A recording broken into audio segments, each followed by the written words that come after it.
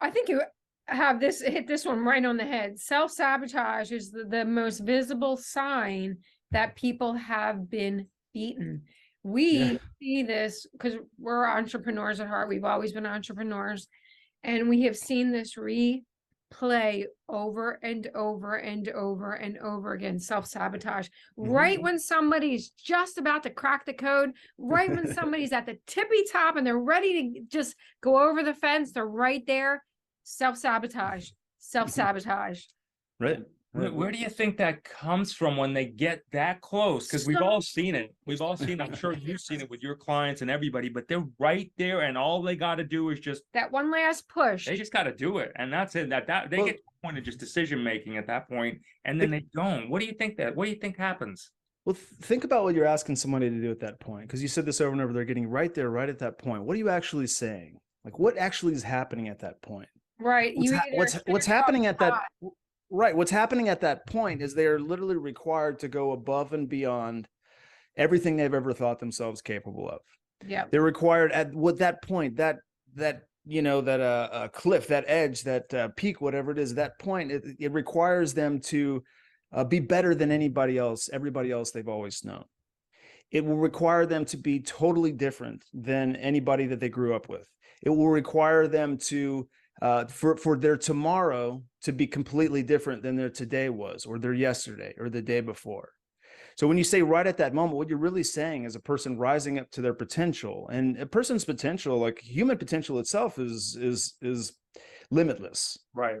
Right. But we all grow up with a certain set of circumstances, a set of ideas about how the world works. And that, the imprint from that as we're young, really sets, I've heard this analogy, you probably have heard this analogy many times too, but it sets the thermometer of our lives, right? The temperature.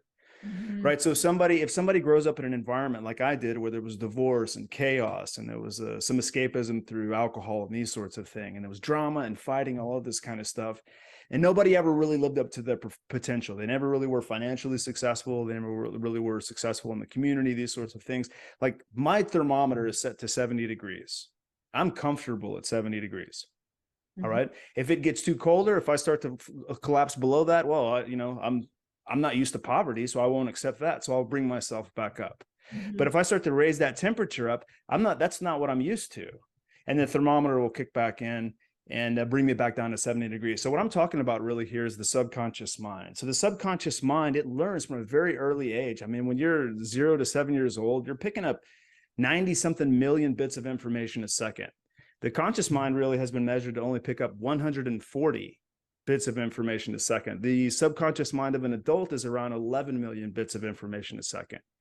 So this is how we understand the world. This is how we adapt to, this is how we survive in the environment that we're in. We have to fit in. The subconscious mind looks for what's acceptable in the environment around it, and it mirrors that, it imitates that, it mimics that. In some of the presentations I do about self-sabotage, I like to start it off with this YouTube home video of a little baby. He's like 1.5 years old in a diaper, and he's watching a big screen TV. And on the screen is that scene from the classic Rocky movie where Rocky's doing all that training and he's running up the stairs and he's just about to take on the world.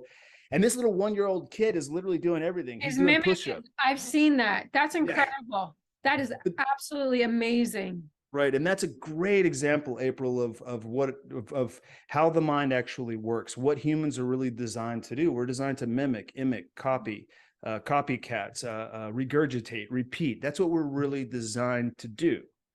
And so for people who get right up to that edge, what's happening is we call that subconscious, we call that subconscious attacks.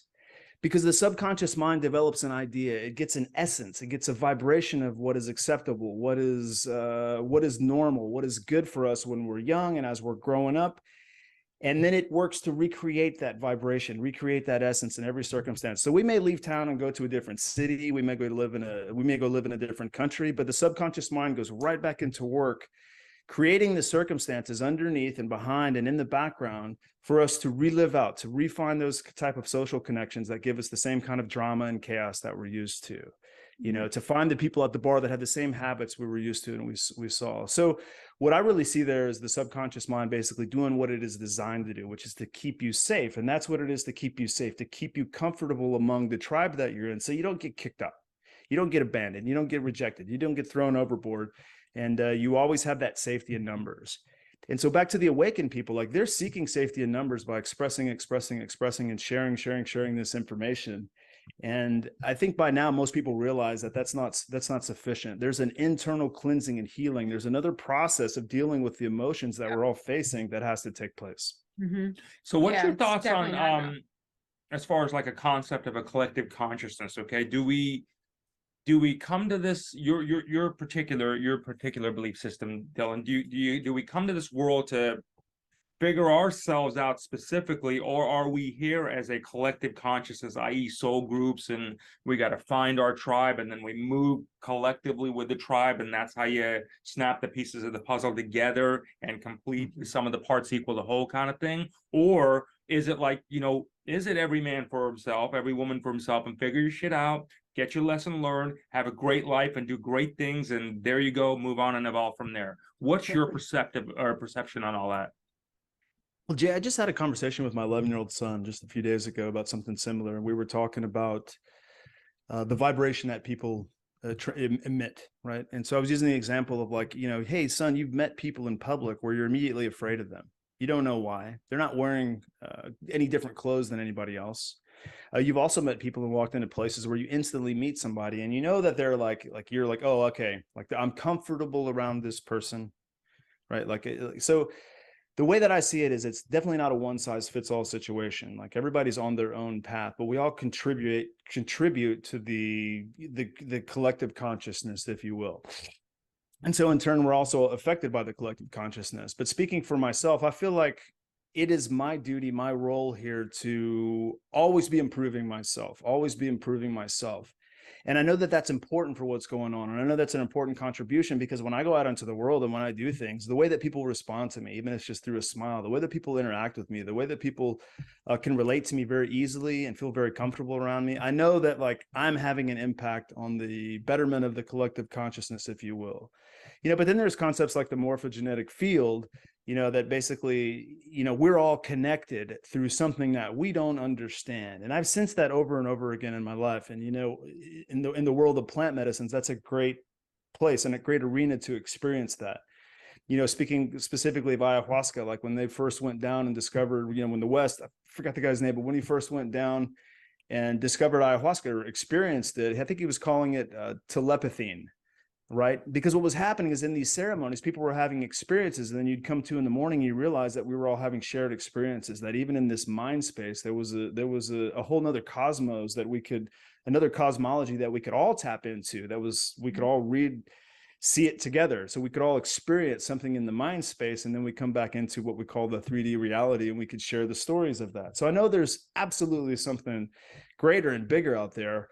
But for people who are change makers, for people like you and, April and Jay, you guys there, like it's really, really important for you to take an individualized perspective on shaping up your own life, on cleaning up your own inner world. So that way you can actually have a positive impact on people. What do you think about, we've heard it so many times. Well, let me ask you this first. The Matrix, from your point of view, what is it? I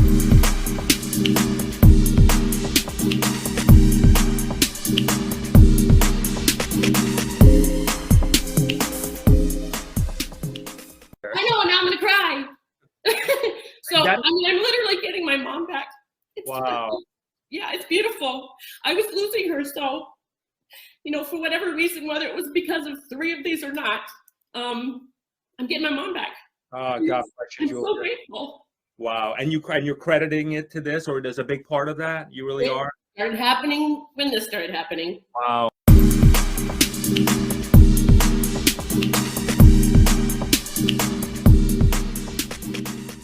And then I saw something happen with skin lesions just falling off my friend's body. And I'm like, okay, it's not a placebo. This is real.